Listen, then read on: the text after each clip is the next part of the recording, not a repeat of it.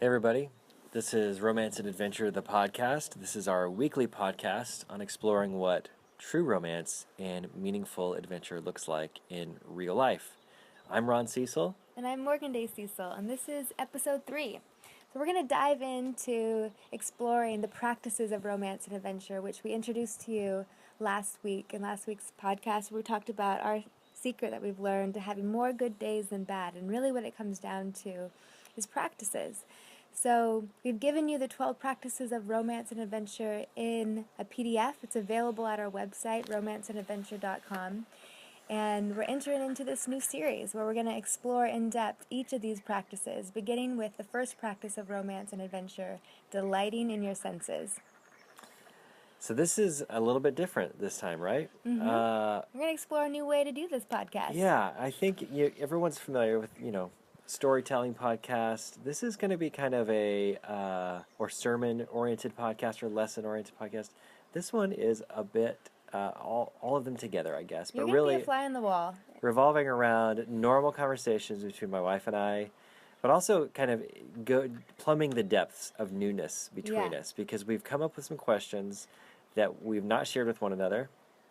They are designed to kind of draw out our deepest feelings and experiences and memories with our senses, and we're going to get to know each other a little bit better. So we've never told these things to each other before. We've never talked about this stuff like this in this way. And as we've been developing this, we've been trying to keep it secret from one another. Yeah. So that it's a bit of a surprise today. So what's really fun about this is that this is the heart of romance and adventure, right? Is deeper connection. And these questions, I'm really inspired by the poet who said, one way to live a beautiful life is to ask more beautiful questions. And that really is, something we've been exploring in our marriage. Like, how can we ask more beautiful questions of each other, of our life together, of ourselves?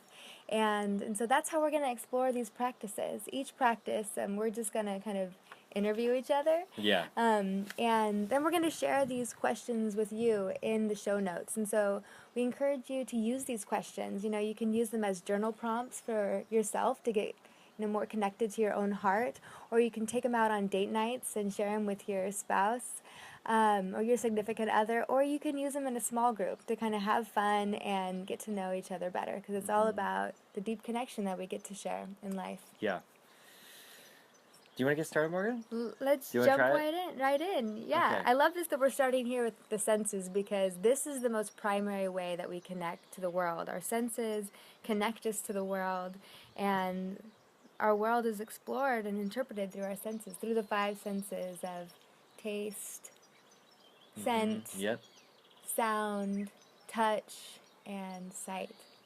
Yeah. So let's dive in. I'm in the hot seat. Okay.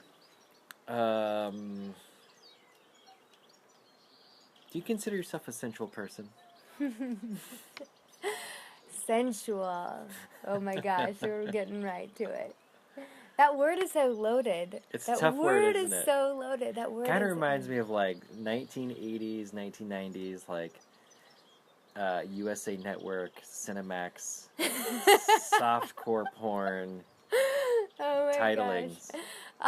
Sensual. Yeah. Gosh, there's a lot attached to that word that immediately my mind goes to shame. There's sensuality and shame are connected. Yeah. But actually, yes, I do consider myself a sensual person, and I also consider Helen Keller one of the most sensual women who have ever walked this life. And let me explain that. Yeah, explain that for us. So a few years back, I read this amazing book by a woman named Diane Ackerman. And she is, listen to this, she's a poet, a pilot, a naturalist, a journalist, an explorer, and her book, A Natural History of the Senses, is one of the most beautiful and interesting things I've ever read. It's really like this celebration of our ability to smell, taste, hear, touch, and see. And she has, she talks about Helen Keller, and I don't know, it just really stuck with me. She talked about Helen Keller as being one of the most sensual people to ever have walked the earth, because she was, we all know that she was deaf and blind and mute, but her remaining senses were so tuned in that they say that she was able to put her hand on a radio and she could discern which instruments were being played. And so she had, I mean, an amazing, she would write, I mean, Helen Keller is an amazing writer too, and she wrote about just the aromas and the richness of touch. And I actually, doing research for this topic, I wrote down a quote from Helen Keller that really moved me, so I'll share it with you if that's okay. Sure. Okay, so Helen Keller says, "Hold out your hands to feel the luxury of sunbeams.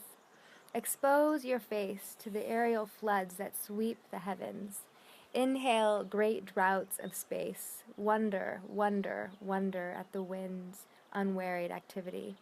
How can the world be shriveled when the most profound emotional sense, touch, is faithful to its service? I am sure that if a fairy bade me choose between the sense of sight and that of touch, I would not part with the warm, endearing contact of human hands." Yeah, that's sensuality. How do you think you're like that?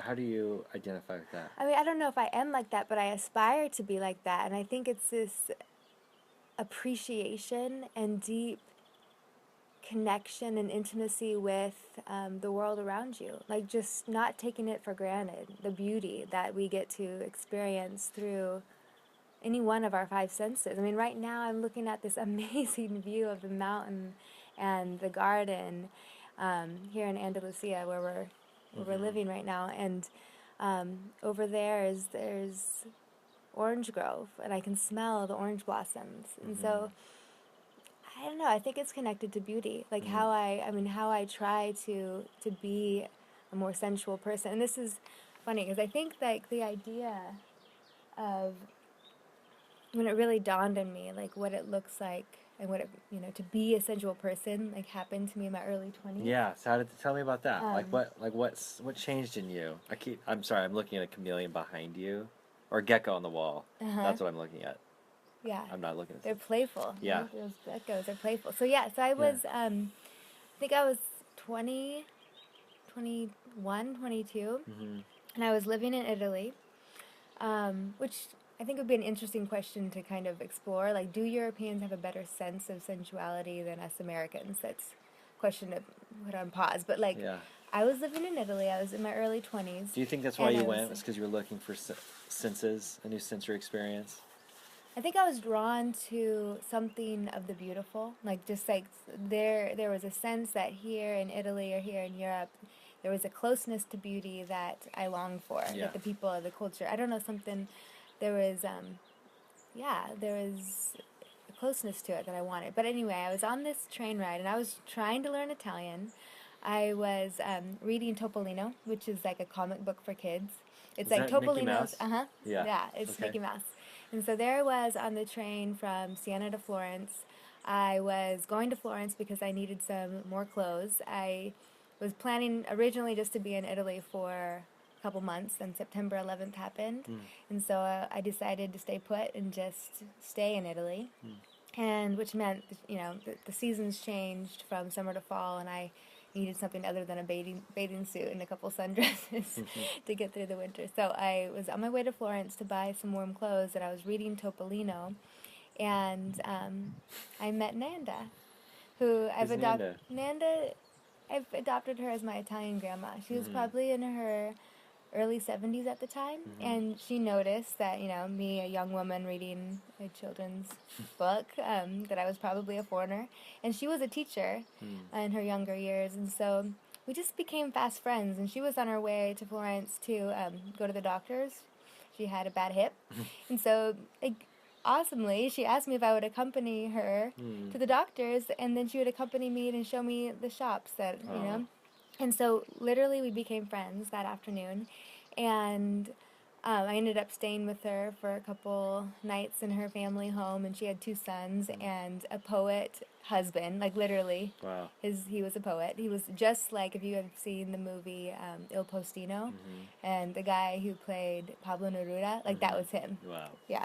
But anyway, the next, one of the, the following days, she took must have been like a clementine or a mandarin, and she peeled it for me, and then she took the skin, the peel, and then spritzed my face with like the citrus. And it was like a shock of this awakening. And she was laughing, and she was so childlike, and she was just delighting in her senses. She was delighting, and she told me about growing up in Sardinia and all the fruit there, and I was just like, wow, here's a woman who is so connected to beauty and playfulness and the senses. And for me, that's when that's how I want to be.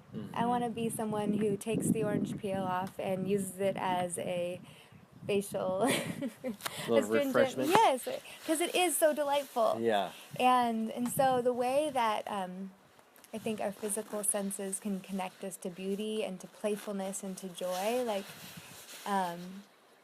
I don't know, it's something that I aspire to live my life that way. So now do I get to ask you a question? If you want. Okay. Just go back and forth. Let's play ping pong. Okay. When did you first awaken to beauty? To beauty. Oh, awaken to beauty. Yeah, a beauty as in the kinds of beauty that you can perceive through your five senses.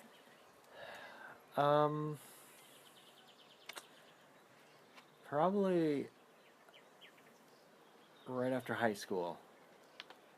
And because I don't really remember thinking anything was beautiful or really interesting, even though I got to do a lot of cool things. That was like another question is like, did your parents teach you anything about delighting in your senses, or how did growing up as a charismatic Christian inform your relationship with beauty or pleasure? It didn't. Well, it did by default somehow. I guess it did. I guess like beauty and pleasure was, music wasn't really encouraged in our life. Our food was like bought off a frozen food truck. You know, a lot. I think that's like how I think of food when I think of being a kid. It's just like this bland. What is that called? Chicken fingers, the Swan's truck, whatever it's called. You grew up in Roswell, New Mexico. Yeah, just like rural America, and I think some people's experience of rural America would be close to the earth and farming close to. Yeah, you'd think so, but we were like, they call it, that part of the world was like first inhabited by what they call dirt farmers, like people who would just farm whatever they could to get out of poverty or just to like stay right above starving to death. And I feel like that idea like never left. Like the buildings, there's just not a lot of thought into beauty and the way the houses were built or the way the city was laid out. And there's a plainness and a pride in the plainness. So the pride said like our plainness is our righteousness. But very puritanical in a way. Yeah, and so I think I was about, I guess music was probably the first time beauty really started to stand out to me, but it came from rebellion, rock and roll, of course. And I think that was probably the first time like something was really, a sense of me was really transformational. Like in a good way. Yeah. Because then there's, of course, like the bad transformations, which is sex, sex stuff when you're a kid, when you're a teenager. Awakening the senses. Yeah, it's awakening the senses, but not to beauty. It's to the bad part of sensuality. It's like to the just like hedonism. Right. The pursuit of hedonism is the pursuit of pleasure and sensual self-indulgence, and it's a philosophy, an ethical theory that says pleasure is the highest aim of life and it's the proper aim of life. And I think, it's kind of a fear of that I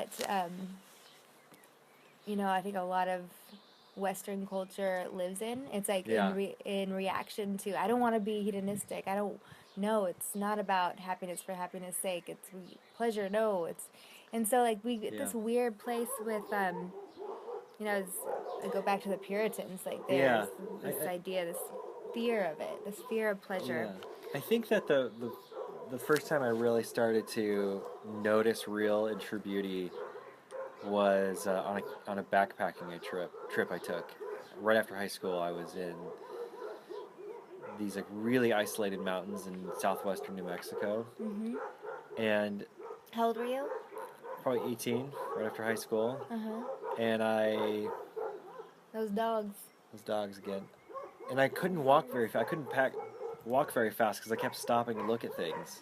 Yeah. And the guy I was with was getting really mad at me because I wasn't trying to like just put the mileage in. I would just stop and look at a butterfly or flowers for a while, or a scene, or the river, or the way water moved over rocks in a river, and I was just transfixed the Yeah. whole time, which should have taken us like 3 days. Like took us 5 days because I was just That's awesome. I was really drunk on it.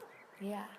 Well, I was going to ask you, like, which of your senses are you most compelled by? And, you mentioned music as the first one that kind of awakened you, but then your love for the outdoors and nature and this trip that you took when you were a teenager. Is it sight then that compels I don't you know. the I don't know most? if I don't know if compelled is a word I would use because there's senses that I have that I can like invoke quickly, right? Like I can turn on music in any moment and be carried somewhere away by music. But I really think when I think of senses like invoking something or being compelled, like I really think of the first drag of a cigarette.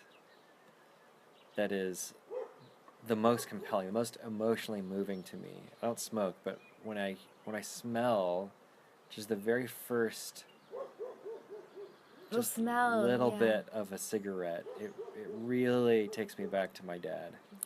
Yeah. And it really takes me back to being a little boy, to not living with him, but maybe seeing him on the weekends, or maybe seeing him during the holidays, and laying in bed and hearing him getting up in the morning and making coffee. And I could hear his like cigarette light from the other side of the house, like the click of the lighter. And then I could hear him take the first drag, and then at a certain point I could smell it.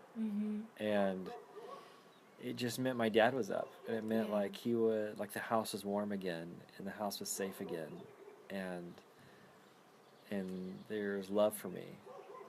They say that scent is the most like primal of the Yeah. senses. Like it really does like kind of store so many memories, or Yeah. or it gives us a doorway back to those memories. Yeah. Like Yeah.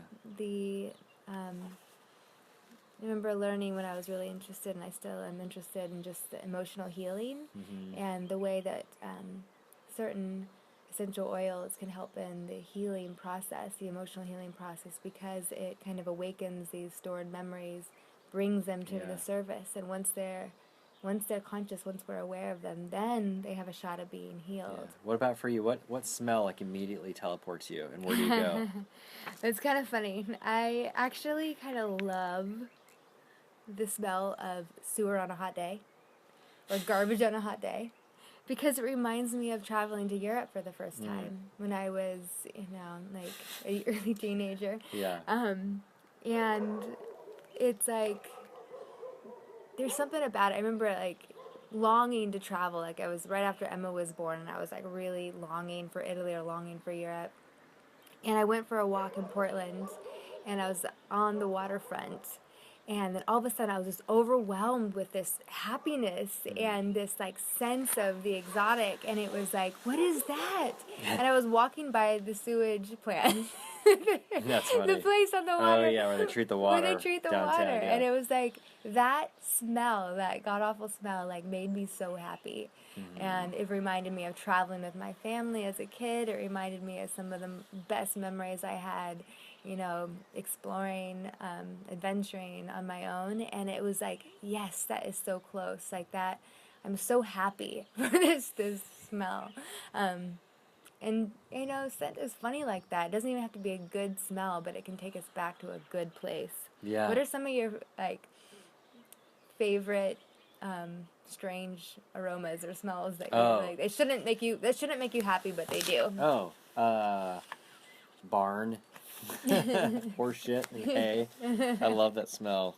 We were talking about on the boat yesterday, a couple days ago, to Morocco, that smell of like the ocean mixed with diesel. Oh yeah, I mean the smell of a ferry boat or a big boat on an ocean. I mean the smell of diesel is probably terribly toxic for us, but it is completely romantic for me. Cigarette smoke mixed with ocean air mixed with diesel is like traveling Mediterranean. Well, you know, a few weeks ago or months ago now, because this is when we were back home. I took Emma down to the garage and I started my motorcycle, which is a 36-year-old bike, and I started it and it's kind of loud and it's loud. And Emma stood behind the tailpipes, like pretty far back, which is no, this is dangerous. She's like 6 feet or 8 feet behind the tailpipes, and she just like takes the biggest inhale, and she goes, "I love that smell." Oh my gosh, it starts early. It starts early. And I was like, "Hey, don't do that." Like, but that's gonna stick with her. She's 4 years old, and she'll smell, exhaust, diesel. Is it diesel? No. Okay, but she'll smell gas fumes, and she'll think of her dad. Gasoline, yeah. She'll think of you and your motorcycle, and it's gonna be a happy memory for her, just like cigarette smoke is for you and your dad. Oh yeah. I mean, there's tons of stuff. I mean, that's We don't advocate sniffing.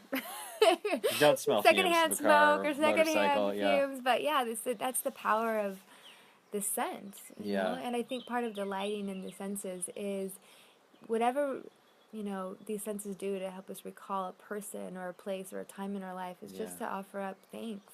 Is there ever a time in your life where you tried to repress any of your senses, that you tried to repress? Oh yeah, for sure. What was that? This is really, really, I don't know if I've told you ever this story. Good, that's before. why I'm asking. That's why I want to know. So when I was a kid, like Emma's age, little younger than Luca's age, between 4, 5, 6, 7, 8, 9, I would moan when I ate something good. Like I would literally like and I would do this every single night at dinner, when my mom made something good, and it got so bad, and I wasn't aware I was doing it. Was it a happy moan? Were you just like it was a happy moan. Like a cat? Yeah, really? It was. And I was just like really content and enjoying my food. Like it was So this went on for years? This went on for years. And they finally like, we have to do something about this because this is not going to be good when she's an adult, like moaning. She eats, it's going to turn into a scene from Harry Met Sally at a certain point. And so they tried to like do me a favor and, train me out of it by putting a quarter on the table every dinner. And if I could get through the meal without moaning, that quarter was mine. And so this is like, and the sad part is it worked. But then I, shortly after that became a teenager, and food was like the enemy. And So your taste was repressed? I was afraid to feel pleasure for what I ate. Not only for like this, like, I couldn't control it, but this joy that would come out and like a moan when I ate. But then also like I was afraid to gain weight, and so it all kind of blended together. Like food is bad; you shouldn't take pleasure in what you eat, and that of course had its repercussions for, my relationship with food and like my body image and all of that. And it's taken me, I'm 36 now, to kind of come full circle. But you're not moaning when you eat. I don't. No. I mean, I could just tell you that you don't do that. I don't do that now. But I had to somehow come back to the place where it's really good and healthy to be present and feel like the joy and the richness of what you're a part of, like, be wholeheartedly in and enjoy it and take pleasure. And, it's interesting. I read this powerful book, probably 5 years ago now, called Women, Food, and God. It's by Janine Roth, and I'm sure many of our listeners have heard of it. I highly recommend it. I think every woman should read it. And her basic theory, and I agree with, all of us women have issues with food.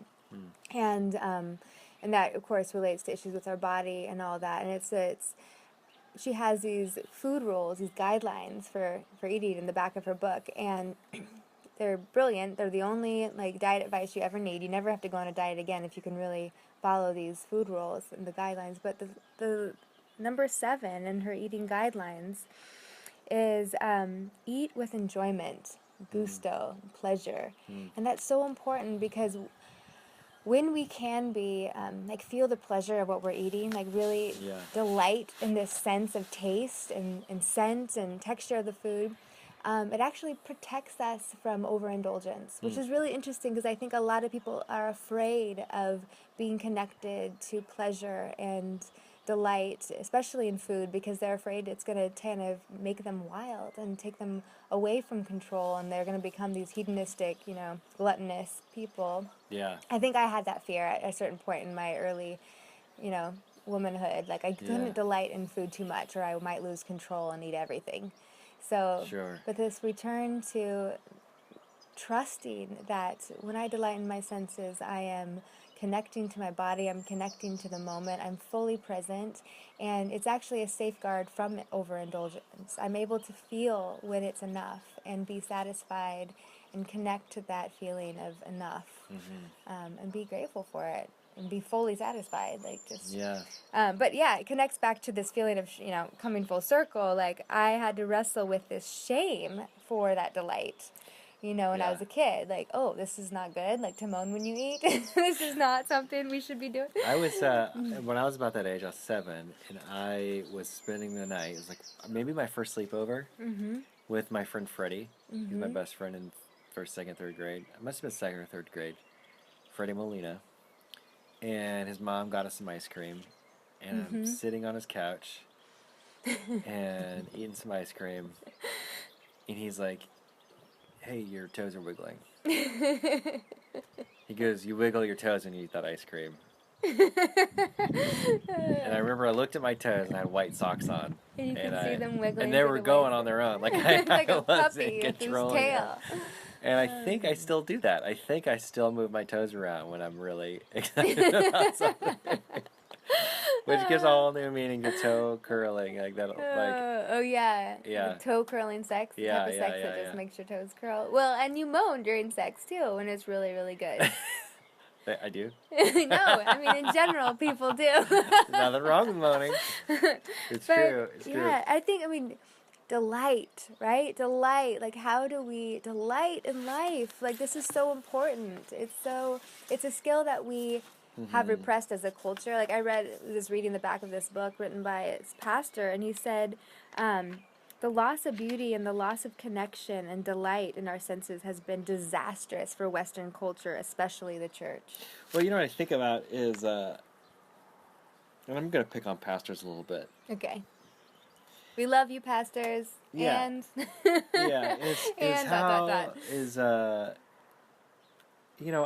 I've been in a church culture my whole life, and the majority of the churches I've been a part of, the pastor has had a moral failure in regards to his sex life.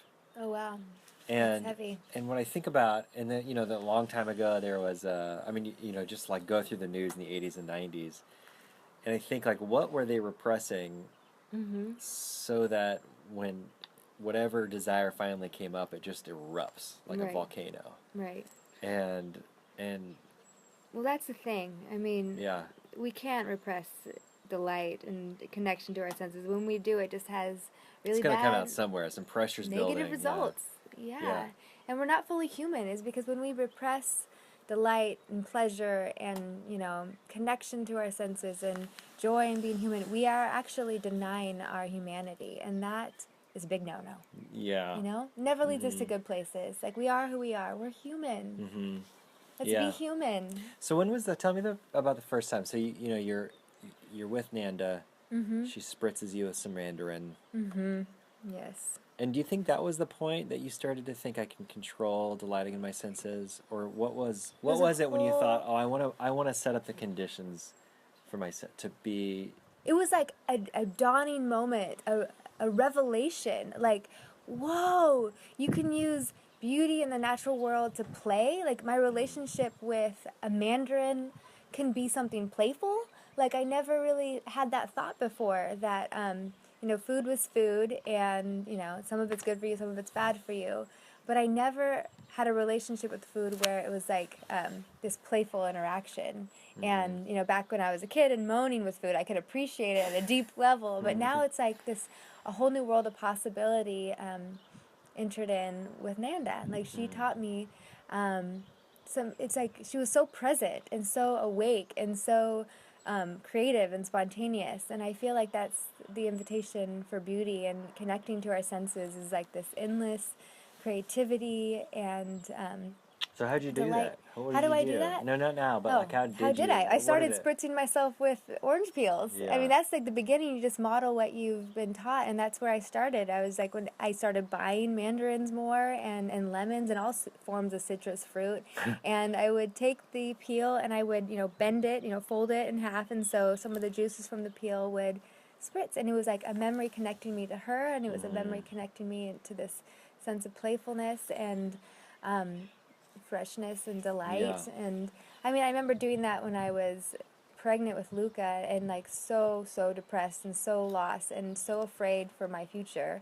And I remember being at home alone and seeing this mandarin in the bowl and then picking it up and being like peeling it off, spritzing myself, and it's like there's still that. There's at least still that. Like I can at least still. I don't all the big questions about what's going to happen with me and with him and what's going to happen. What's our future going to be like? I couldn't answer, but I could find some sort of joy and connection to the present moment through this orange peel, which was really comforting. Yeah. And so, as a practice, I think it started there. Just like noticing, paying attention, and then it's one thing to remember a good memory in your mind. Like I could just remember Nanda spritzing me with the orange peel, but then to make the choice to go buy some mandarins and to peel the peel and to fold it and to spritz myself with it, like that was important too, to not just recall the memory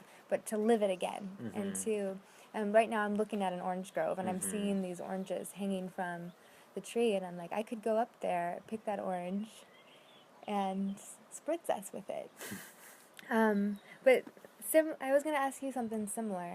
I was going to ask you, when did you start making a practice of pleasure and beauty and, being aware of your senses and using your senses to connect to pleasure? And how has that affected your life? Probably when I first started making coffee on my own. And when it was discovering the Italian mocha. Yes. On a trip to Italy yes. when I was 20 or something. And I'd never had coffee like that. And if you don't know what that is, it's those like, little aluminum, Italian coffee makers. MOKA, mocha. Go Google it. The guy who designed that, by the way, died not too recently, and they put his ashes in a giant one and buried him in one of those. Aww. Yeah. I think then, I went and bought one when I got home, and I was in college, and I would make coffee in my room with it. And I bet you felt so both sophisticated and a bit exotic to have a mocha. Totally. Yeah, no one had seen one of those. And that was probably then. And I think even in a weird way, when I was a teenager, I would go bum or buy cigarettes. And really, what I was trying to do was just remember my dad. I mean, he was around, but far away, and I just wanted to somehow be connected to that in him, and that was such a sensory experience that it just immediately teleported me to being with him. So those are all things you did without even thinking about it. This is like something we all do. It's like we know intimately the power of a smell or music, and we use those things to bring us back to places and to help us connect to people or times in our life. But would you say, have you done anything in the recent years or to make a practice of this, or just like the mindfulness of it? Yeah, my practice of morning coffee is definitely one. But then when I remember living in England on my own in this great little apartment on the top floor of this apartment building overlooking this old part of a city. I lived in Birmingham. I would make my coffee, Mm-hmm. and I would play Bob Dylan. And I would Mm-hmm. always save Bob Dylan for Sunday mornings. Mm-hmm. Yeah. And That was your church. that was my church. I would sometimes go to church, but that was my church. And so it was the smell, taste, hearing, Mm-hmm. just being in the bright light of my apartment. So it kind of invoked all my senses at the same time. And it was a ritual, and it was something I did. And now, I think now cooking has turned into that for me. I Mm-hmm. love cooking. I taught Luke how to make eggs yesterday, and he was Yeah. immediately pumped. He's like, I want to do this every day. Yeah. And I think there's some power in seeing, just experiencing all that transformation with food. And then remember, he handed us the plate, and he was just like waiting Yes. to What are we gonna see think? What what are are, we gonna what are think? we going to do? What are Are we we going to gonna like see? it? Are we gonna love these eggs? Well, that's the thing. It's like, how are we gonna teach our kids about this practice of delighting in the senses? And because we know we know it's important, but that's not something that our parents taught us.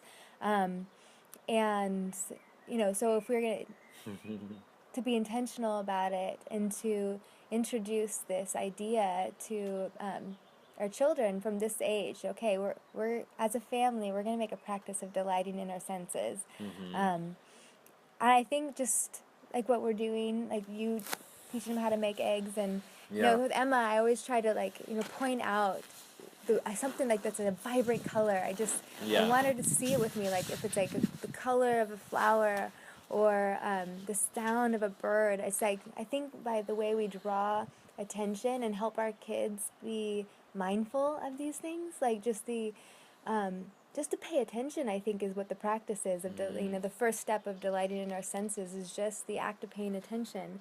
And I think it's so important because we live in such a overly distracted and this virtual world that we're so connected to all the time. Yeah. That we must seek an awareness. And We the have to interesting seek thing an about awareness that back is to that the present. is that like there is presence, but the interesting thing is like we are served up, like visually on Instagram, for instance, like we're served up a hyper reality. Like it's not real. The colors It's not are ours. changed. We're not there with it. Right, but like everything about it is like set up so that it's like even more appealing. The filters.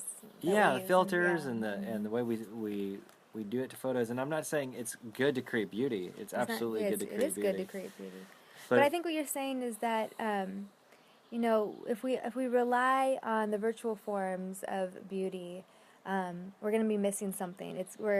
We need something that helps us explore our own senses, or we risk becoming numb to the most basic and precious gifts of tasting and smelling and feeling. Yeah, tell me about how all of that has come into play in like an act of healing in your life. Like what sensory experience have you gone through where maybe something was once bad and you just decided to own it, to reclaim that sense or that memory or that smell or sight or whatever it is, and just say, I'm going to repurpose this. Yeah, Are you talking about sex? No. No? I mean, if that's what came to your mind, I guess so. Kind of what came to mind. I think that there's a rawness and immediacy in our sexuality that we have caught glimpses of in our life, and maybe when we were becoming men or women, like we were brought into an awareness of our own sexuality, and then I think for a lot of us it was quickly like connected to shame. Yeah.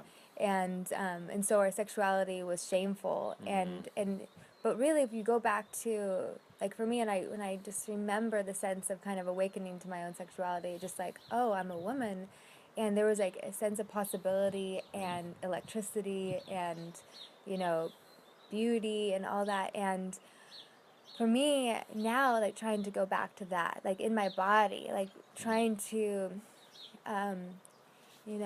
just go back to the place where it's beautiful and it's good and it's great to feel like all the textures, whether it's like me just being aware of like the sheets, and choosing nice sheets or choosing to wear nice pajamas and to be conscious and mindful of those choices, because I want to bring beauty into my life, and I want to treat my body good. I don't know, like for the sense of touch is so loaded, you know, like it's been, I think a lot of us women have been hurt by touch.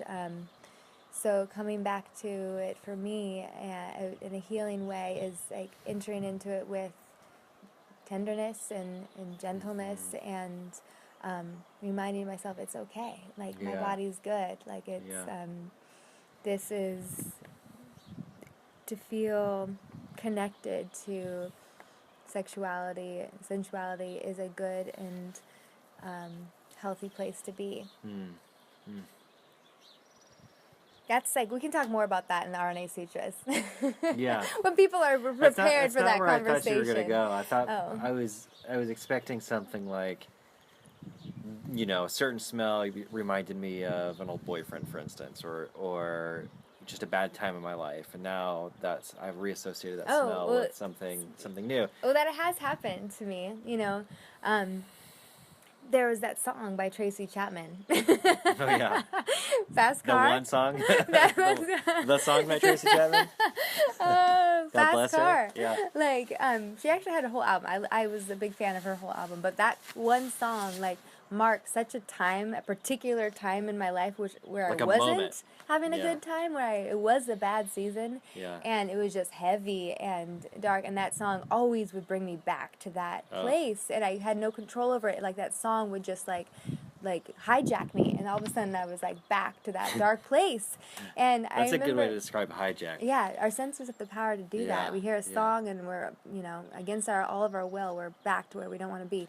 But remember a couple years ago when we were in Italy and we were having an amazing lunch at that sweet little restaurant in Otranto in Puglia, and that song comes on?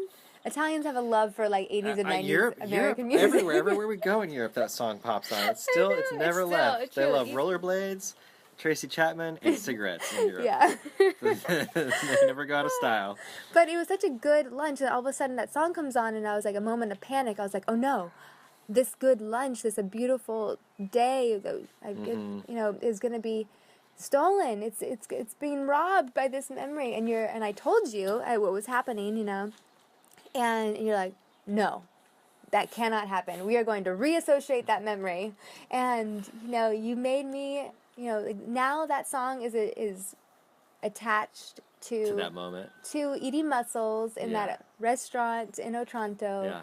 You know, and that was such a redeeming thing. And I think that's the cool thing about being a conscious human being, is that we do have the power to make these new associations, and it does take work, and every single time that song comes on, I get to make the choice to remember that time in Otranto and not the time when I was 17, you know?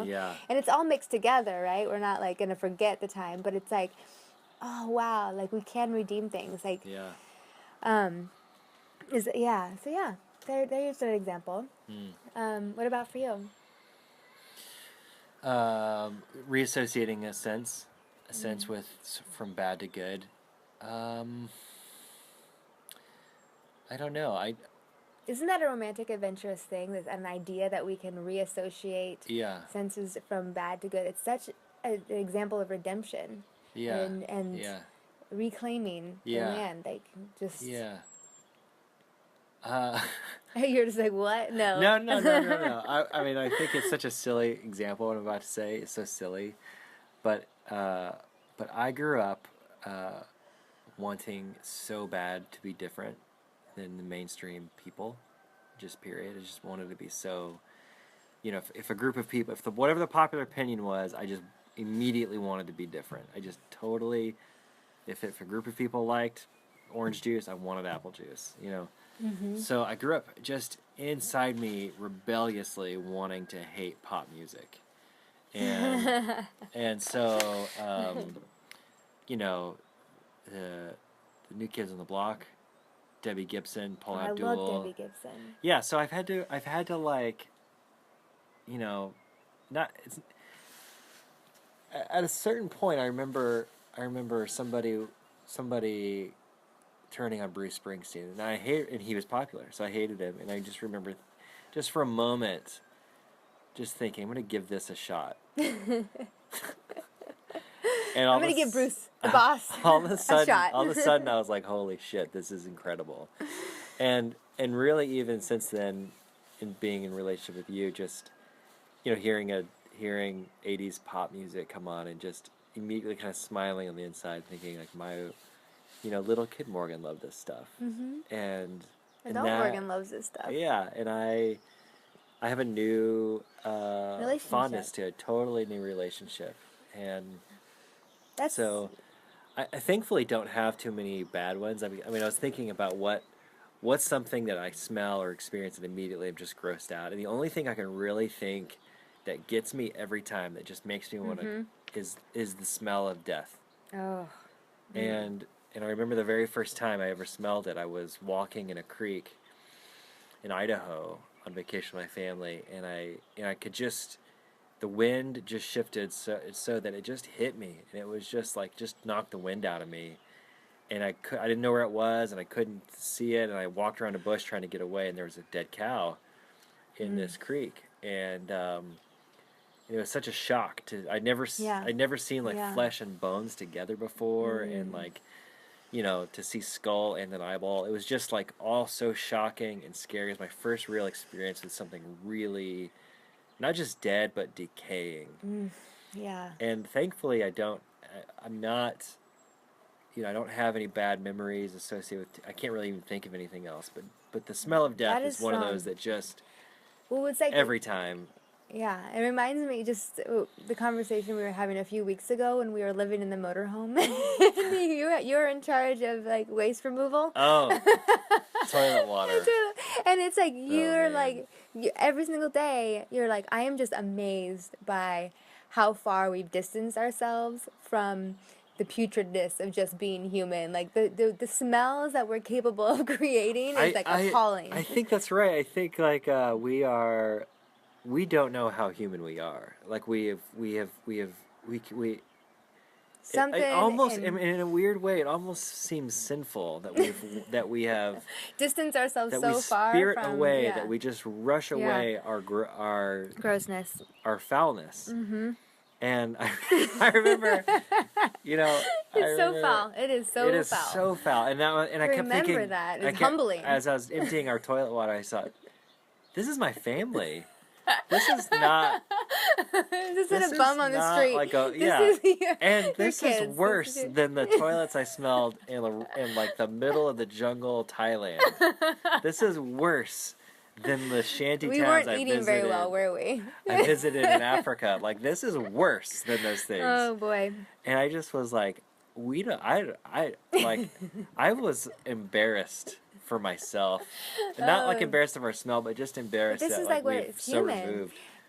So here, I read this quote. I gotta tell you one more thing. I remember I went, I guess I was 19 or 20. It was the first time I went to Europe, and I don't know why. I just decided to stop wearing deodorant when I got back. And because it's so cool. I started drinking mocha coffee. And not wearing deodorant. We all want to be Europeans. And a friend of mine, Dave was like real mad at me. He's like, you smell like hell, man. Like, you gotta stop this. And I remember he bought me deodorant and brought it to my place. I'm always kind of proud of myself when I smell my armpits and there's actually something to smell. Like, I've never worn deodorant, and so when I do produce like body odor, like I feel like a woman. I feel like this is something to be proud of. The inner Frenchie is coming out, and I love it. This reminds me, this quote I read about love. It says, "Love excites all a person's senses." And do you know what that quote brought me right back to, honey? What? You sending me your sweaty T-shirt in the mail when you lived in London or England, and I lived in Portland, Oregon. Why did I send that to you? Because I loved your smell. You asked for it. I did. I'm sure I did. And because I had just spent some time with you. We fell in love long distance. I went out to visit you for 5 amazing days, and I got back home and I was like, I need you. I need your smell. Send me your shirt right after you worked out. And he did. I don't know if I thought you'd actually do it, but you did. And when it arrived, like from England all the way to Portland, Oregon, it was still damp. It's so disgusting. And it was such a strong smell. I wasn't prepared for it. But there was like this mixture of being like repelled and attracted at the same time. I was appalled, and it was like repelling, like the scent, the aroma, your sweat, but it was also like strangely like drawing me to you. Of course, it was pheromones. Yeah, which is why I think the Europeans, I just have the stereotype, and maybe you agree with me, maybe you don't. I think Europeans are better. They're more sensual. They're better at delighting in their senses than us Americans are. Delighting in all senses, like the bad and the good. Like there's just like an acceptance of human smells that here. we and also beauty. Perfumes come from we ended up in like this like the middle of nowhere, France, a few weeks ago. Mm-hmm. It was one of our epic driving days, and we got way off the highway trying to find food. Yeah. And it was dark, and it was raining, and there was one restaurant open in this one town. Yeah. And there was like this like old ancient castle-looking hotel that was literally called Hotel de Ville. And one restaurant, we went in there, and we were the only people there. We were the only ones that, And this French lady came out, just this big lady. She's such a Julia Childs kind of lady. So much like Julia Childs. And Julia Childs was actually French. And we got the tasting menu. So we got the 5-course menu, which was not expensive, and like she was so excited to cook for someone. So excited, and she brought out, and I for some reason I walked back towards the bathroom, and I was behind her. Mm-hmm. Going to the bathroom, towards the kitchen. Yeah, you're taking Emma to wash her hands. And she smelled so bad. She smelled incredible, sure.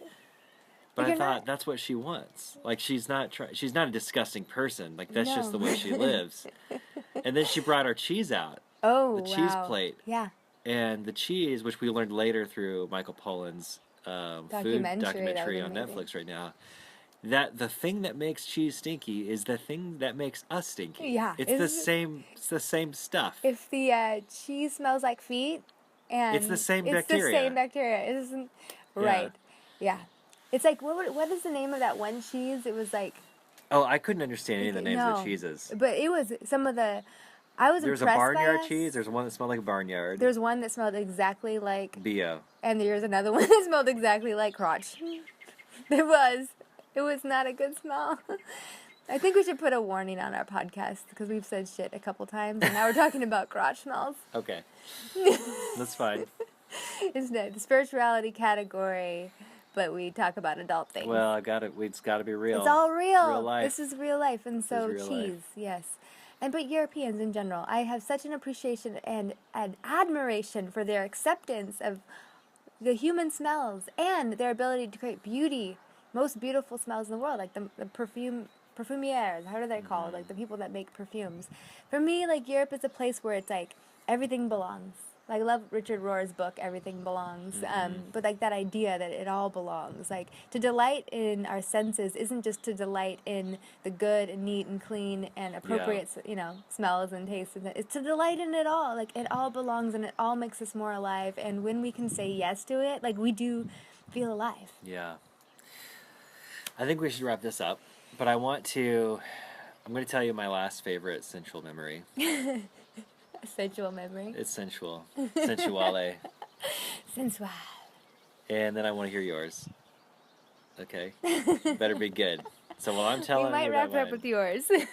Okay. Is working on Friday nights. For me, it was when I was about 13 or 14, and every Friday night I would work at this little rodeo in my town. And my job was to move about 30 steers, which are castrated bulls, through this arena, so that they could be in the rodeo. And I had this device that would kind of electrocute the steer a little bit. It would just kind of poke them a little, kind of a cattle prod, and it was just a little shock, farm boy. a little, but it would singe their hair, and so you could smell the smell of burnt hair, which is a very strong and particular smell. I mean, they weren't hurt, but it's just like a little bit of singe. You could smell the steer manure, of course. You could smell the horses, and you could smell tobacco spit, and you could smell cigarettes, and you could smell the dirt, the earth, the arena that we were in. We were outside, when the springtime in May you could smell the rain coming, the thunderstorms coming. Sounds like it could be a Hemingway book. And I would work Friday night from 6 p.m. to about 2 in the morning, and then we would go to Denny's and eat until the sun came up. And then I'd go home and I'd sleep all day Saturday, and I'd wake up like Saturday afternoon, and I could still smell it all because all of those, like, all that dirt had just been like stuck in my nose all day, and I could smell it all weekend, and I could smell it on my clothes even after I washed it. And to this day, every once in a while there's a barn down the path from here, and just the hay and the manure in there immediately kind of sets me at ease and reminds me of those Friday nights that to this day is my favorite job. Really? Yeah. I mean, you can't work like that. No one, I mean, We can go back there. I can get into being a farm wife. Yeah. Yeah. Okay. That's mine. If you don't have one, don't worry about it. I think I'll just say right now it's pretty great. The color of your eyes. Oh. Your color of your eyes, and it's like the same bluish gray as the storm clouds near the mountains, and then the sound of the river, which is also that same bluish gray. So yeah, I'm enjoying that. That's I'm enjoying great. this. So I think that's a wrap.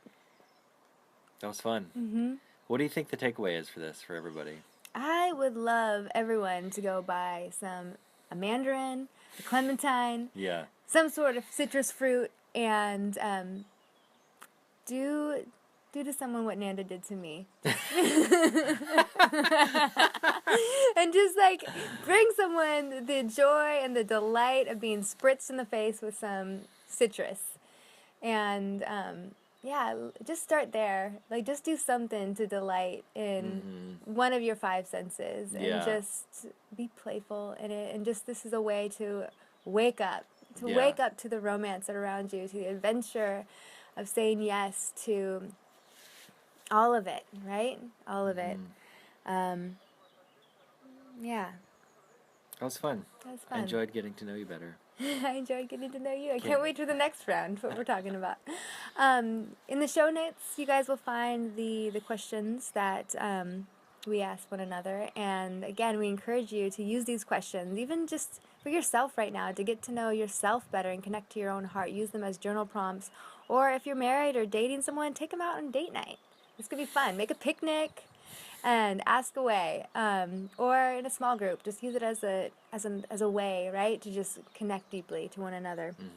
And we'll be back next week talking about the second practice of romance and adventure, which is transforming daily routines into life-giving rituals. Yeah, thanks for listening. Grace and peace, everyone.